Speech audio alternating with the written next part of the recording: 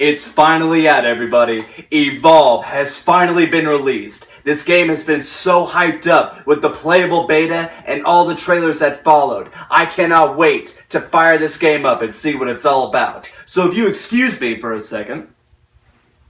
Oh my god, I can't fucking wait. Come on, get off. Get off! Get off! Get off! Got it. Oh, thank god. Come on, come on, come on.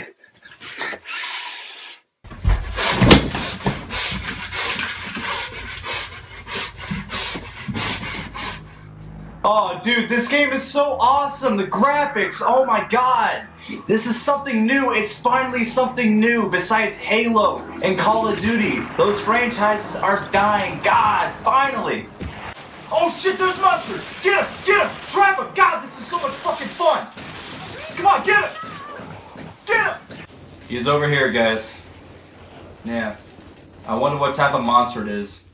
Oh look, it's another fucking Wraith. Come on, alright, come on, get him. Trap his ass. Let's go.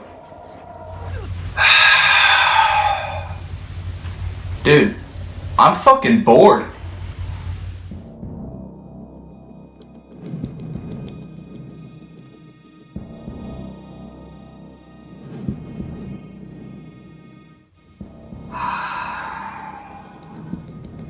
Hey everyone, welcome to my review of Evolve for the Xbox One. This game was released just a couple weeks ago and it was hyped to no end. Playable beta and awesome looking trailers throughout 2014. So I'm here to show you whether or not this game is worth purchasing. Without further ado, let's begin. I want to start off by saying that this is the first disappointing video game of 2015. And that's because this game was so hyped up during 2014. We got a playable demo and a shitload of teaser trailers showing us what the game is all about. The developers promised awesome graphics, intense gameplay, and finally something new to the first-person shooter genre. Does the game deliver the goods? Well, let's start with the plot.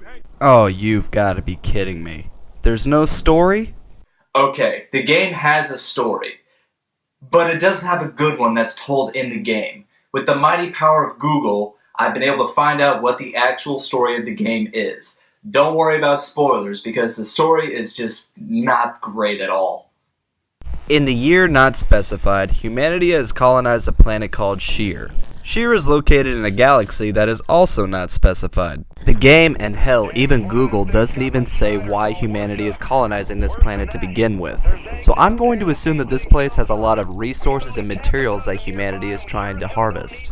The wildlife here on Shear is extremely dangerous, but the most dangerous ones are most definitely the three malevolent monsters that roam the lands. The giant monsters are extremely intelligent for some reason, and they delight in the death and destruction of all the humans and their equipment. Needless to say, the monsters are really fucking shit up, destroying lots of equipment and killing plenty of colonists in the process. So a government that is also unspecified pulls a mercenary named Kabat out of retirement. Kabat then pulls together a group of mercenaries and psychopaths with exceptional skills to take on the monsters and save the colonists. How does the game end? Well, it all depends on how you play, whether you're the monsters or the hunters.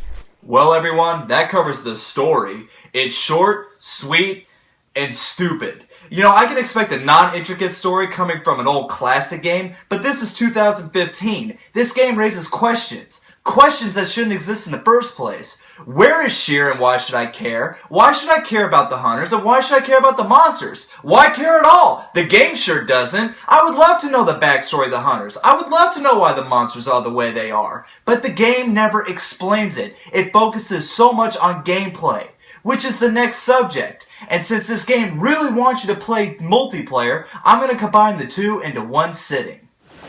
Despite the game not having any sort of a memorable story, the gameplay actually makes up for it. And I mean that with full seriousness. It can actually get pretty intense in these games. And here's how it works. You choose to control as either the monsters or the hunters. There are three types of monsters you can choose from. You've got the Goliath, who is basically the tank. He can take a lot of damage and dish out a lot of damage on his own. You've got the Kraken monster, who isn't as durable as the Goliath, but he flies and can attack with lightning. And then you got this asshole, the Wraith. This guy's best offense is trickery. Although he isn't as strong and durable as the Kraken and the Goliath, he's a lot faster than the two, and he can summon decoys to distract the hunters.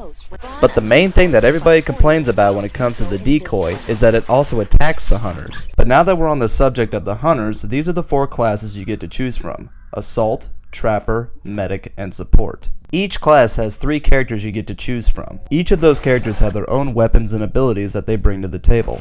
Now, if I go over what each character does, we're going to be here all day. So allow me to summarize all 4 classes real quick. The Assault class is the tank of the group. They're responsible for dealing the damage to the monster and taking some damage themselves.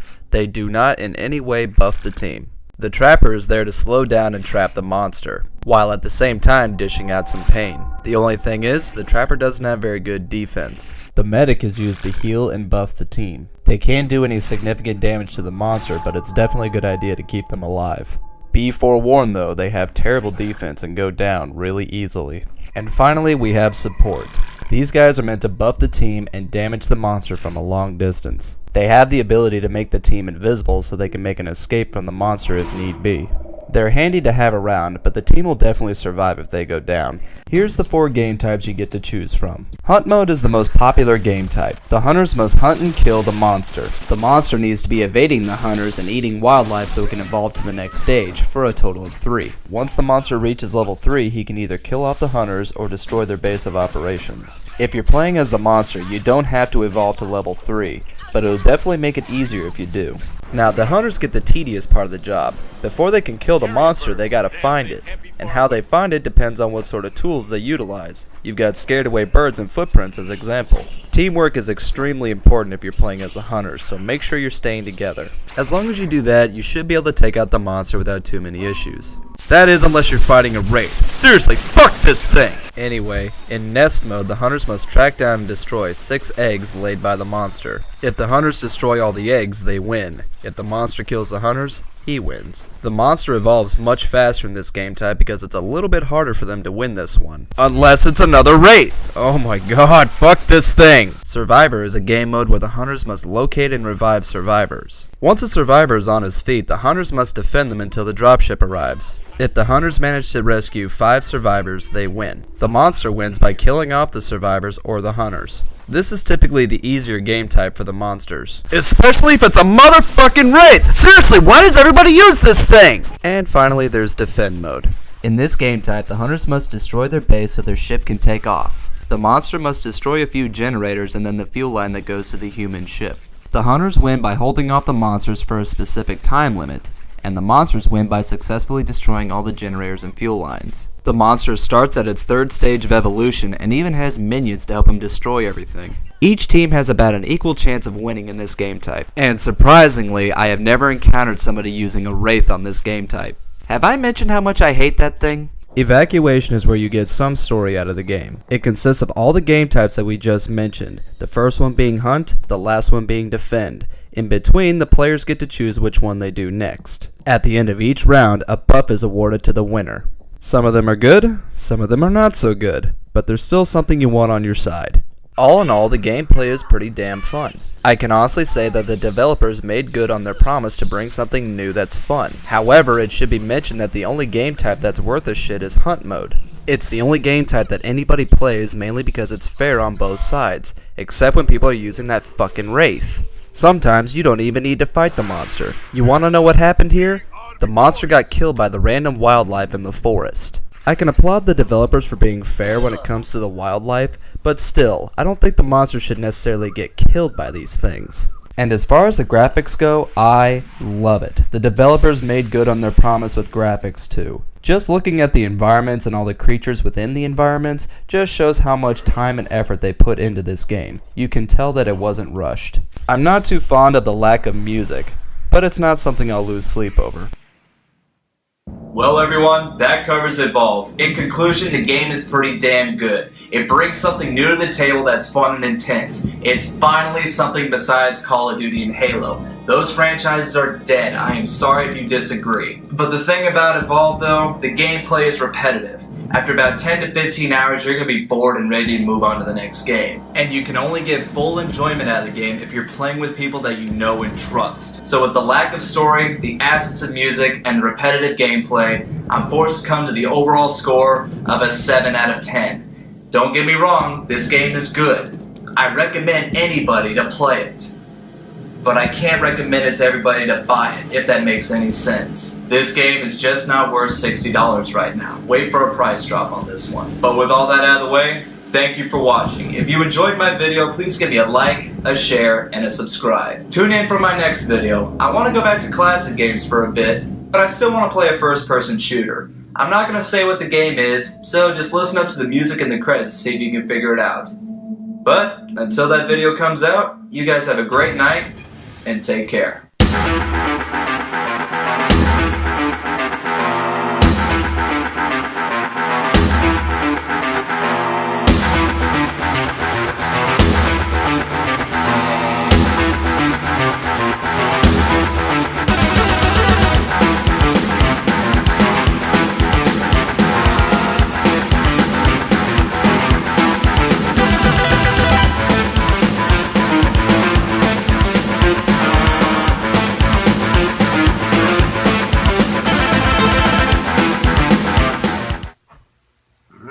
Looks pretty good. Oh, fuck. Oh, God, that's embarrassing. And all the trailers that have followed... Fuck. This game was released just a couple... Damn it.